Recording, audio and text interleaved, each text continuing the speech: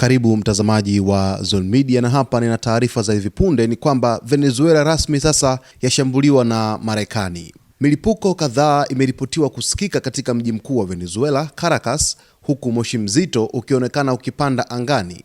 Tukio hilo limethibitishwa na waandishi wa habari walioko eneo hilo pamoja na mashirika ya kimataifa ya habari, wakati mvutano kati ya Venezuela na Marekani ukiendelea kuongezeka. Kwa mujibu wa mashuhuda walionukuliwa na Reuters, sauti kubwa za milipuko zilisikika katika saa za alfajiri ya Jumamosi. Wakala wa habari wa AP umeripoti kuwa angalau milipuko 7 ilisikika sambamba na ndege zilizokuwa zikiruka kwa kiwango cha chini juu ya jiji hilo.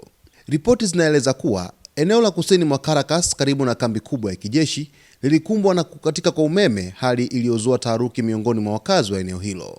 Tukio hili linajiri wakati rais wa Venezuela Nicolas Maduro akiashiria kuwa nchi yake iko tayari kufanya mazungumzo na Marekani kuhusu mapambano dhidi ya biashara ya dawa za kulevya, licha ya kuwepo kwa madai ya shambulio la siri la Marekani dhidi ya Venezuela siku chache zilizopita.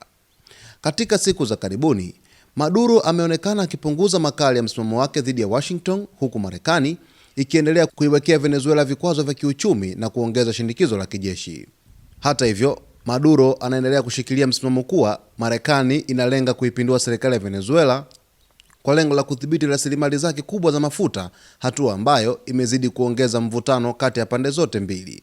Wakati huo huo, Marekani imekuwa ikiendesha operesheni kali za kijeshi katika bahari ya Caribbean na Pacific ya Mashariki, ikidai kupambana na usafirishaji wa dawa za kulevya. Operesheni hizo zimeripotiwa kusababisha vifo vya makumi ya watu, wakiwemo raia wa Venezuela na Colombia. Kwa mujibu wa takwimu zilizotolewa na serikali ya Marekani, jumla ya mashambulizi ya boti yaliyofanyika katika maeneo hayo sasa imefikia zaidi ya 30, huku idadi ya waliopoteza maisha ikiripotiwa kufikia zaidi ya 100. Hali hii inaendelea kuzua wasiwasi mkubwa wa usalama wa kikanda, huku hofu ikiongezeka juu ya uwezekano wa kuibuka kwa mgogoro mkubwa zaidi kati ya Venezuela na Marekani.